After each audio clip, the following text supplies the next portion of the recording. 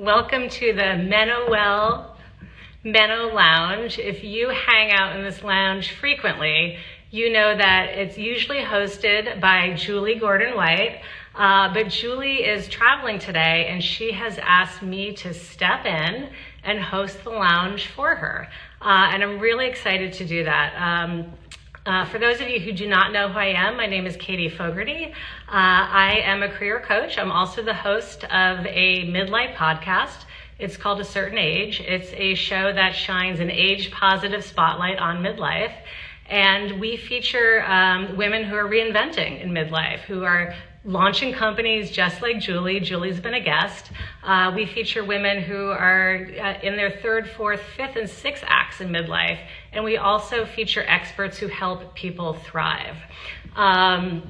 I'm looking to see my guest today. I see there she is. I'm going to be joined in just a minute by Alessandra Henderson.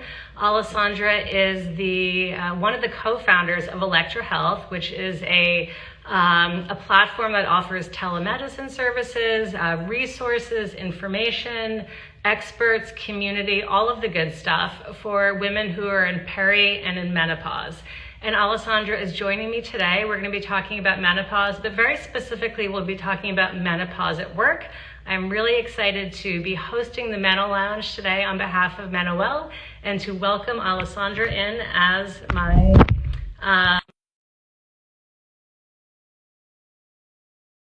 great to see so many people. Hopefully this is going to work. I just accepted her in. We always, Alessandra, if you can try it again, we'll see if we can pull you in. But it's really fun to be on this side of the microphone. I'm not seeing you, Alessandra, though it says that you've joined. Let's see. Let me try it one more time. See if we can make this happen. Accept. I'm hitting accept and it doesn't seem to be working. Alessandra, do you want to hop off and then try to rejoin and we'll see if we can get it to happen? And then I'm also going to send you a connection request and see if we can make this happen, because we've got a lot of people on and I know they're anxious to hear all you have to share. I'm going to send it to you at Elektra Health because it says that you can't join it, Alessandra, on your personal one. So let's see if we can try it that way. But Elektra Health has done a lot of really fabulous bits of research on menopause at work. They've got some really fascinating data. I'm hoping that we're going to be able to get Alessandra on to talk about it. But as it says she can't. Thank you for your patience.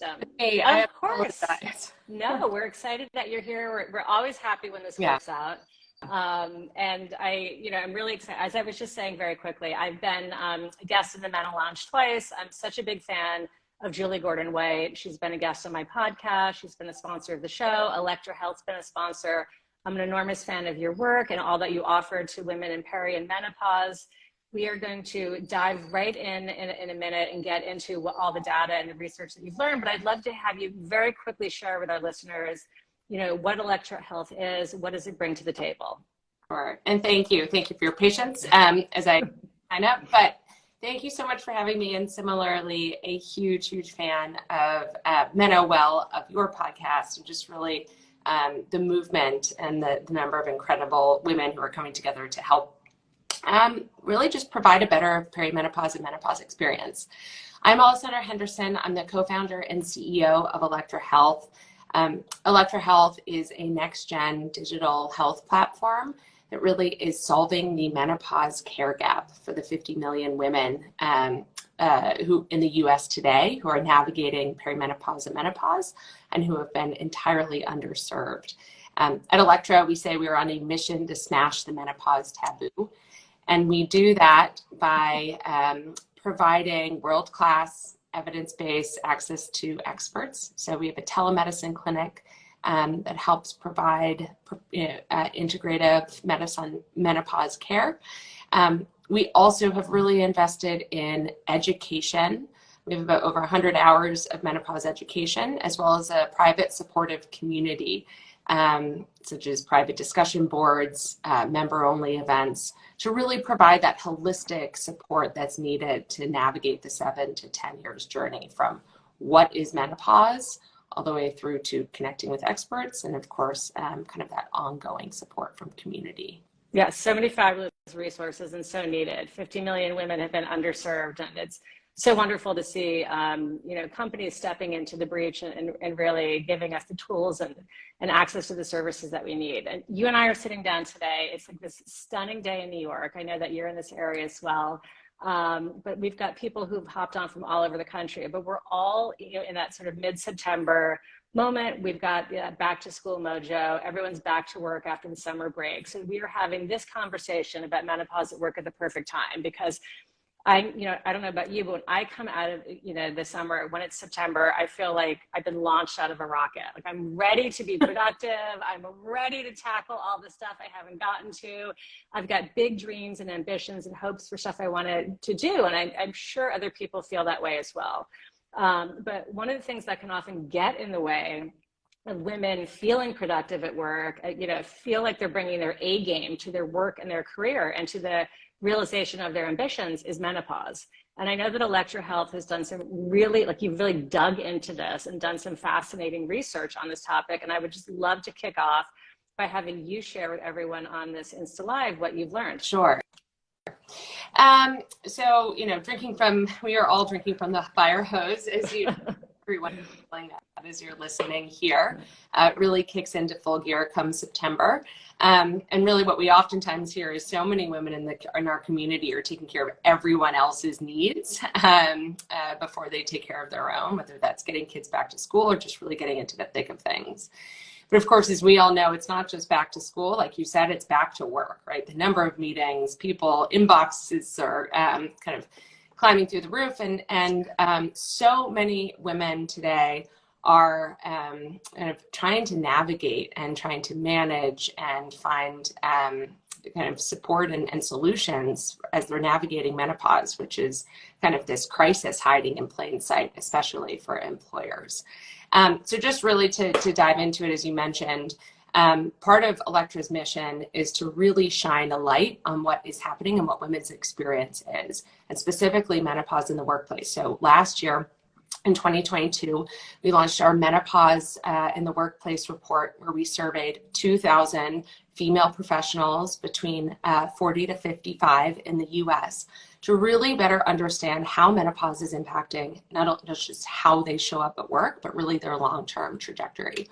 I'm kind of a stats junkie, but so I won't go too deep, but maybe I'll just name a couple really shocking kind of findings from the report to highlight just the massive impact that menopause has.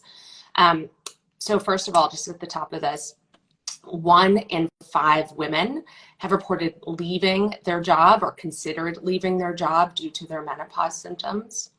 That is a huge number. We're talking about women on the top of their game oftentimes, whether they're professionals or just really women who are at potential for their highest earning potential, and they're leaving the workforce due to menopause symptoms. And a second thing that or a second kind of findings that I'd love to highlight is women, about 18% of these women reported that they had not pursued a promotion due to their menopause symptoms. And that number actually jumps up to 24% for Black women that we surveyed. So that is huge, right? A quarter of Black women in this demographic between the ages of 40 to 55 didn't pursue a promotion due specifically to their menopause symptoms. We can implement as many kind of career investment, mentorship, or there's so many things that we know that employers are trying to do to take care of or to help advance women in the workplace. But if you're not feeling okay, right, whether that's mental or physical or emotional, it's really hard to do well and to see yourself moving up that ladder. And so really, I'll stop there. There's so many findings. I think women are, one final thing I'll just say, we have invested a bit in maternity and fertility. We've made some progress, not enough, of course. We need so much more support in the workplace. But there's this kind of huge invisible kind of cohort or group of female employees that are either not advancing in their career or they're entirely opting out due to menopause. And so part of what Elektra does, we work with employers as well as health plans like Mass General Brigham Health Plan or Emblem Health, two early partners, to again provide women with the care and support, because if you feel better, you can perform better. Those numbers are absolutely astonishing, Alessandra. And I read your report when it first came out. Hearing them again, today, many months later, it just still feels like a gut punch. It's like truly astonishing that, I think you called it the crisis hiding in plain sight, that so many women at work, women that are sitting next to you, that are down the hall from you, that are, that you're colleagues with are suffering some ways, and that it's impacting their ability to advance at work. It's totally astonishing that nearly a quarter of African-American women really are considering stepping out of the workforce due to this, and it is a crisis in plain sight. So, I'm curious. We keep reading articles about how employee retention is such an important, priority of corporations, to keep the talent pipeline robust, to retain talent because it's so expensive to hire. And employers are obviously rightly focused on diversity and inclusion initiatives, because workplaces that have different representation in their viewpoints perform better. When you have this many uber talented people considering walking out the door because of menopause, this seems like an enormous challenge for companies to face. What are some of the solutions that Elektra Health offers, and what are some of the solutions that you might be aware of that are not necessarily Elektra specific that companies are doing? Sure. Such a good question, and you nailed it with the focus on keeping these women in the workplace, especially as you think of who's going to have the most institutional knowledge, the most kind of experience to bring to the table. This is a critical part of your workforce. And so really thinking, if you're a benefits leader, or if you're just a senior leader, thinking through how to create a comprehensive benefits platform, making it inclusive, so that women's health does not just stop at fertility or reproductive health is number one. But we have what I call kind of a 4-step process. There are many more options that you can side of this. Do not think that this is limited. But I can quickly run through this, because at Elektra we really are about actionable items or actionable tips that you can take. Let's do it. Yeah. We like actionable items. Benefits leader, or really just a senior leader at your company who's looking to make change. Number one, we really believe it starts with a conversation. So if you're looking to build credibility or build allies within your workplace, hosting a wellness event at Elektra, and it could be in any number of ways. It could be an informal coffee chat, so don't think it has to be Elektra specific. But at Elektra we have a health, hormones, and work ERG, or employee resource group event that our clinicians run, where you can have an open and honest conversation to understand what menopause is. So again, whether that's just creating space to talk about it, making it inclusive for women and men. And I think this is really important, that both women, men, or any gender or any profile is at the table. That is incredibly important. So making space, half an hour, 45 minutes, an hour, it doesn't matter. October is World Menopause Month. So if you're looking for your chance, now, October 18th is World Menopause Day. So it's our Super Bowl. Of sorts. If I watched football, it would be our. Or it's your U.S. Open. We just wrap that. It's my U.S. Open. Oh God. Coco. We're going to bring our Coco golf spirit to this problem, and we are going to, win and see this through for all the women that that need this help. So go on, keep going. So all right. So number one, I'm so passionate. This is the longest spiel here, but really starts with a conversation. And again, try to bring most people, or as many people as you can, around the table. Secondly, if you can identify a menopause champion or a menopause channel, whether that's a Slack group that is private that people can join, or just, and it does not have to be HR, but just someone who is willing to speak up and out and say, if someone has questions or would like to talk to me, just identify someone in your company where it's a safe haven. So that's step number 2, menopause champion or channel. Step 3 is kind of assessing your menopause workplace policies, whether that is paid leave, whether that's your uniform, whether that's in your office. Just do one sweep of it. We are happy, or I am happy. Email me. It's my first name at elektrahealth.com. Happy to help just really do a review of what your workplace policies look like, so it's uniform across the group. And then step 4, which is a little bit more Elektra specific, although there are other platforms out there, but it really is about providing menopause benefits. So really extending that into healthcare. At Elektra, we work with employers to provide more, evidence-based education and support with a clinical team. But I think, just as women navigate maternity, need expert healthcare, so women in menopause do as well. And so just to recap quickly, 1, host an event or host a conversation, half an hour, 45 minutes, just make that conversation a safe space. 2, create a dedicated menopause champion or channel where women have a safe space to share their stories. 3, review your policies and procedures. And 4, consider introducing menopause benefits for your employees. And what would a menopause benefit look like? Sure. There are any number of ways, but I can really specifically, and thank you for giving me space to talk quickly about Elektra. Mm-hmm. But we have built out kind of a clinical team of experts, NP, so nurse practitioners, doctors, MDs, who are really experts in menopause care. Less than 20% of OBGYN residency programs offer menopause training at all. It's an often cited statistic at least in my world. But really it's just there is a lack of expert doctors who understand the menopause experience, and women have suffered as a result. And so at Elektra, we partner directly with employers to take care of and to provide 365-day support via a digital virtual platform where women are paired one-on-one with their dedicated Elektra expert or a registered nurse who's trained in menopause to book calls or video visits and to receive personalized wellness plans.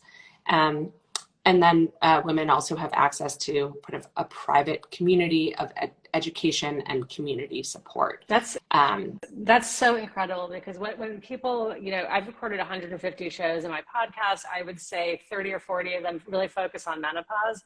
And my number one piece of advice for people who are struggling or about to enter this phase of life is to find yourself a menopause support team. Find yourself doctors who get it, and then find yourself a community. And it's like so heartening to hear that some employers recognize that women need to really be connected to educated resources, because as you pointed out, it's not every medical practitioner is up on the latest science, has gotten the training. So that's such an incredible benefit. Are you able to share with us? You don't have to necessarily share like Elektra specific clients, but who are some of the companies? Because menopause has been getting a lot of press, mm-hmm. and people have been making inroads into this.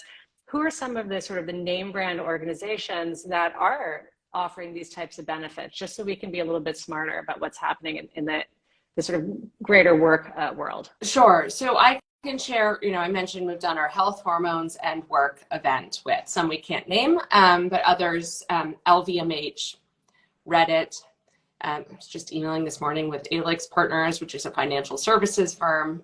Traditionally, actually, their employee base is 75% male, but they're really looking to focus on. I shouldn't say that on air. I think that's what the majority.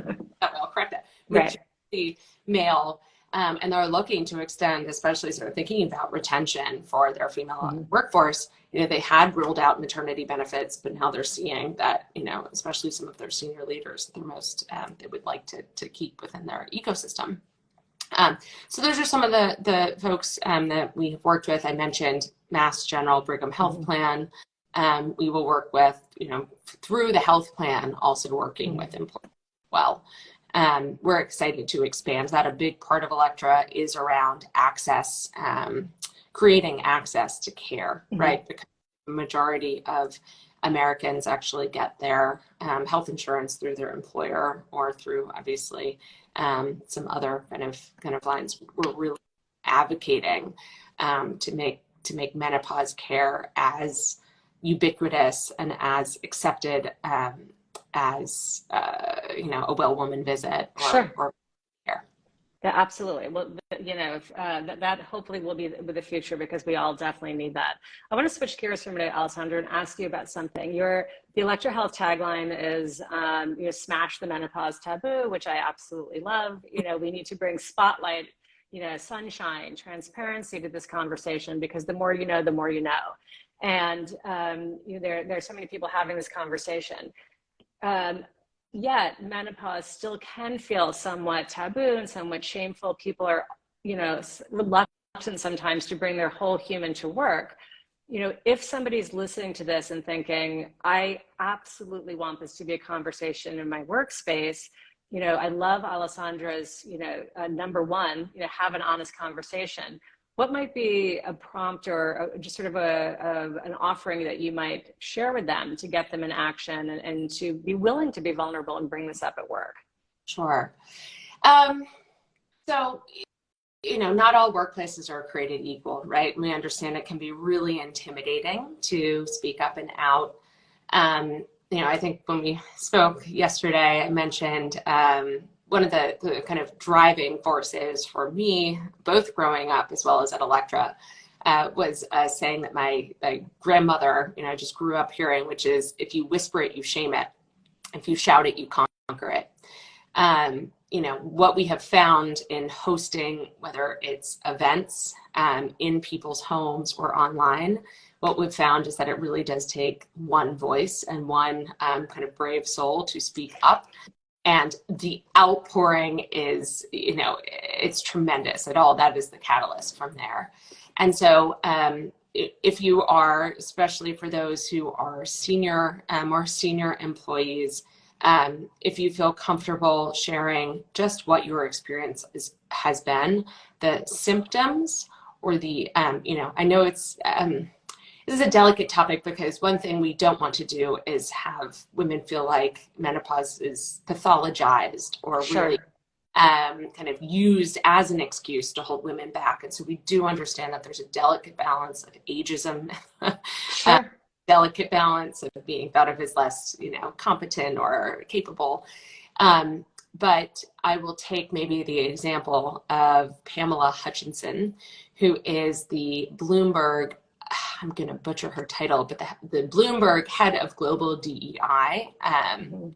And she is, in her 50s. She is an incredibly accomplished Black woman who is obviously at the top of her game. And she admitted kind of publicly within a meeting, which actually then got rolled into a Slack group. I think she started something like the Hot Flashers at Bloomberg. But she had shared just really openly in a senior executive meeting that she was experiencing a hot flash and what it had done and the impact of her at work. And the catalyst was amazing. And I think it's, I don't, there's some bravery that comes with speaking up, sharing what your experience is. But I can promise you that it will be met with a lot of solidarity, because a majority of women, in fact, 80% of women experience menopause symptoms.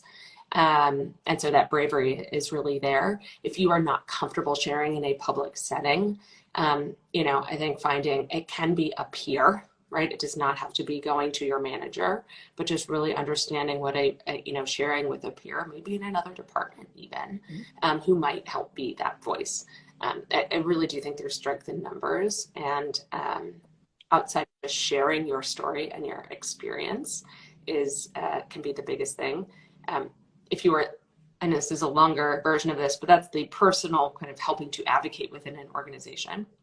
On the flip side, if you are looking for kind of help with language or resourcing on how to send something anonymously or how to introduce this within your workplace in a more well, via Elektra, let's put it that way. You know, my door is always open to help facilitate that within your organization.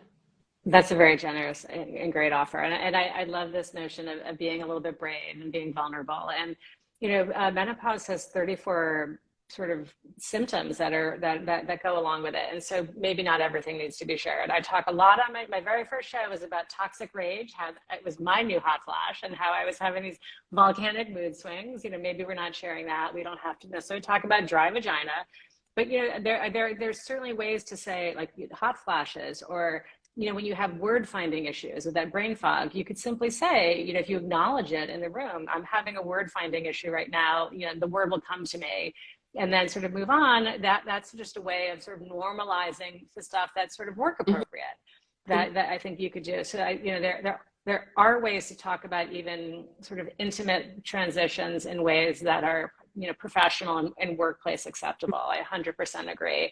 And I know from my own experience on this podcast, you know, in sharing, I got a lot of DMs about toxic rage after I did that show. And I was like, you know what? I'm not alone. A lot of people.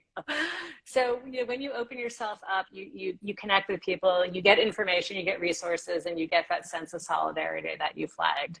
We're nearing the end of our time, but before we wrap, I do want to say one thing very quickly. You know, sure. We have, to that point, you know, the word menopause has so much associated with it. Back pre-COVID, when we were actually hosting events in person, now we're going back to it, right? But at the last event, I should say pre-COVID, we had women show up and we had their names, write your name on a name tag, and then underneath it, write one word associated with menopause as kind of an icebreaker. And it was, you know, it's amazing just how, not surprising, right? Of just how either depressing or difficult, right? There's a lot of very negative connotations and baggage, you might say, around the word menopause. If if this feels like a scary word to use, you don't have to go through the front door. In fact, that's why we call it health, hormones, and work, right? If you would like to kind of approach this as a hormonal health, or even post-reproductive health in terms of expanding, you know, women's health beyond it, I think that can be a helpful way to put it as well. Again, there's no shame in the word menopause, but I do think that, you know, like they said, there are ways and alternates. Yeah, as you put bravery and boldness around it. So a great reframe. I love that.